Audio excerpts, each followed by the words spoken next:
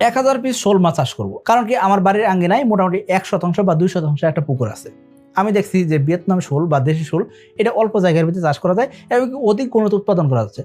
অনেক খামার ভাই এটা উৎপাদন করে লাভবান হয়েছেন। আপনি অনলাইনে বিভিন্ন ভিডিও দেখছেন যার মাধ্যমে আপনি উদ্বুদ্ধ হয়েছেন, আপনি চিন্তা করছেন যে 1000 শোল মাছ আপনি চাষ করবেন।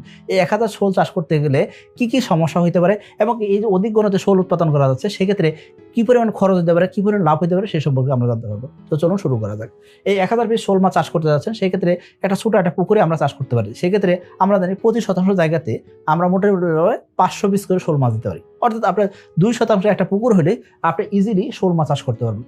এত অল্প জায়গাতে এত অধিক ঘনত্বে অন্য কোনো মাছ চাষ সম্ভব না, কিন্তু শোল মাছ করা যাচ্ছে। কারণ কি শোল মাছের অক্সিজেন চাহিদা খুবই সামান্য এবং এদের যদি অক্সিজেন বেশি দরকার হয় সেক্ষেত্রে এরা বাতাস থেকে অক্সিজেন নিতে পারে। এই জন্য বলবো আপনি চাইলে 1000 শোল মাছ 2% জায়গাতেও আপনি চাষ করতে পারবেন। এখন আপনি যদি বলেন যে ভাই আমি 5% পুকুর দিব, আমি একটু বড় পুকুর দিলাম, সেক্ষেত্রে আপনি দিয়েও চাষ করতে পারেন। কিন্তু অন্য কোনো মাছ কিন্তু এত অল্প জায়গাতে এত অধিক ঘনত্বে চাষ করা সম্ভব নয়। আশা করি বুঝতে পারছেন। তাহলে আমরা এই 1000 শোল মাছ চাষের জন্য পুকুর নির্বাচন করে ফেলছি।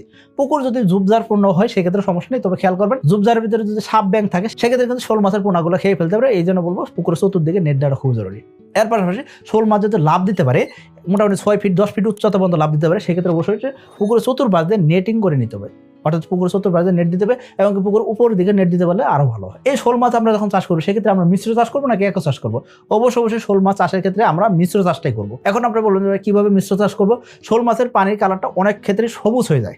এখন অতিরিক্ত সবুজ যাতে না হয় সেই জন্য আমরা কি করতে পারি, প্রতি শতাংশ জায়গাতে 1 থেকে 2 পিস বা 3 পিস করে আমরা রুই মাছ দিতে পারি। আর উপরের স্তরের জন্য আমরা 1 পিস সিলভার কার্প অথবা 1 পিস কাতল মাছ দিতে পারি।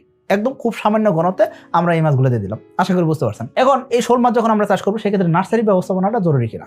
100% জরুরি। শোল মাছ চাষে আসে যারা লোকসানে পড়ছেন বা যারা ক্ষতিগ্রস্ত হয়েছেন তাদের মেইন কারণ ছিল তারা সঠিকভাবে নার্সারি করতে পারেননি। অর্থাৎ তারা শোল মাছের পোনা কিনে নিয়ে এসে সরাসরি মজুত পুকুরে চাষে দিয়ে ফেলছেন। এটা করা যাবে না। আপনাকে কি করতে হবে? নার্সারি করতে হবে। এখন আপনি বললেন যে ভাই নার্সারি কিভাবে করবো? আপনার ওই 1% বা 2% বা 5% যে পুকুরে আপনি এই 1000 শোল চাষ করবেন এরকম সিদ্ধান্ত নিচ্ছেন, এই জায়গার ভিতরে আপনি কি করতে পারেন, আপনার শোলগুলা চাষে দিলেন। আপনি 1 মাস শোল মাছগুলোকে খাবার খাবেন। আপনি অবশ্যই কমার্শিয়াল ফিড বা বাণিজ্যিক খাবার যেটা আছে সেটা আপনি ভিয়েতনাম শোলের ক্ষেত্রে খাওয়াবেন। আর যদি দেশি শোল হয় সেক্ষেত্রে এরা কিন্তু কমার্শিয়াল ফিড খায় না, সেক্ষেত্রে আপনাকে অবশ্যই রেনু নিয়ে আসে দিতে হবে। বিভিন্ন মাছের রেনু পাওয়া যায়, অল্প দামে পাওয়া যায়, সেগুলো আপনি দিতে পারেন। এতে করে লাইভ ফিশ এরা পাইতেছে, এতে দ্রুত বড় হবে। এখন কথা হলো কি, মাছ 1 মাস খাবার খাইলে এভাবে খাবার খাওয়ার পরে আপনি কি করবেন, মাছগুলোকে কাটাই করবেন। অর্থাৎ মাছগুলোকে ধরে আপনি কি করবেন, ছোট মাছগুলোকে আলাদা করবেন। এখন অনেক খামারে আছেন যারা চিন্তা করেন যে এত দামি মাছ কিনে নিয়ে আসছি, মাছ এই ছোট মাছগুলো বাদ দিয়ে দিব, এই কাজটা করবো না, কে নিবে এটা, এইসব চিন্তা করে অনেকে কি করে, ঠিক আছে থাক না। এখন এই ছোট মাছগুলো ছোটই থেকে যাবে, ছোট মাছগুলো আর বড় হতে চায় না। এই জন্য দেখা যাচ্ছে অনেক খামারের ভিতরে এই নার্সারি না করার একটা অনীহা থাকার কারণে কি পরিমাণ মাছ ছাড়ছে সেই পরিমাণ মাছের হিসাব পাইতেছে না। মাছ অ্যাকচুয়ালি আসলে ওই পরিমাণ মাছ এখনো আছে কিনা সেটা বুঝতে পারতেছে না। তারপর আসলে মাছ কি সাইজ হয়েছে, কিছু মাছ দেখা যাবে 100 গ্রাম ওজনে গেছে, কিছু মাছের ওজন 10 গ্রাম এখন আটকে আছে। কারণটা কি? এই ছোট মাছগুলো আমরা কি করবো, ছোট মাছগুলো বাদ দিতে হবে। আশা করি বুঝতে পারছেন। এই কাজটা না করার কারণে অনেক খামারে লোকসান করে থাকে। এখন আপনি বলতে পারেন ভাই আমার তো একাধিক পুকুর নাই, ওই একটা পুকুরের ভিতরে আমি যদি এরকম নেট দিয়ে যদি আমি কি করি, নার্সারি করি, সেক্ষেত্রে কি সম্ভব কিনা? দেখেন নেট দিয়ে যদি নার্সারি করেন সেক্ষেত্রে সম্ভব। তবে খেয়াল করবেন এই জায়গার ভিতরে আপনার মাছগুলা একদম অল্প জায়গার ভিতরে আছে। এই অল্প জায়গার ভিতরে অনেক সময় কি হয়, লাভ মারে মাছগুলো বাইরে চলে যায়, অনেক সময় নেটের ভিতরে আটকায় যায়, নানাবিধ কারণে 2-4টা করে মাছ মারা যেতে পারে। এবং এই অল্প জায়গার ভিতরে অনেক সময় দেখা যায় আমরা সঠিকভাবে খাবার দিতে পারি না, দ্রুত সময় গ্যাস হওয়ার সম্ভাবনা থাকে। এই জন্য বলবো অল্প জায়গার ভিতরে আমরা শোল মাছগুলো রাখবো না, কারণ কি এই জায়গার ভিতরে তারা অতিরিক্ত লাফালাফি করতে পারে। এই জন্য আমরা কি করবো, আমাদের যে মেন পুকুর, এই পুকুরে আমরা শোল মাছগুলোকে চাষে দিব। চাষে দিয়ে আমরা 1 মাস এই জায়গায় নার্সারি করবো। নার্সারি করে এই জায়গা থেকে ছোট মাছগুলো আলাদা করে দিয়ে বড় মাছগুলো শুধুমাত্র চাষে রাখবো। এখন আপনি বললেন যে 100% মাছ তো ধরা যাবে না, সেক্ষেত্রে আপনি 90% মাছ আপনি কাটাই করেন, 10% মাছ ছোট মাছগুলো বাইকে দেন।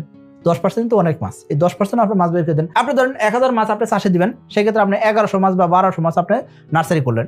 এখন নার্সারি করার পরে আপনি কি করলেন, অ্যাকচুয়ালি কি পরিমাণ মাছ পাইতেছেন সেটা আপনি অবশ্যই জাল দিয়ে ধরে আপনি চেক করে নেবেন। যদি আপনি দেখেন 1000 মাছ আছে, সেক্ষেত্রে ওই দিন থেকে আপনি সঠিকভাবে খাবার দেওয়া শুরু করে দেন। তার পরবর্তী 7 থেকে 8 মাসের ভিতরে আপনি এই শোল মাছ বিক্রি করতে পারবেন। এখন এই শোল মাছ চাষের ক্ষেত্রে অবশ্যই ভালোভাবে পুকুর প্রস্তুত করে নিতে হবে।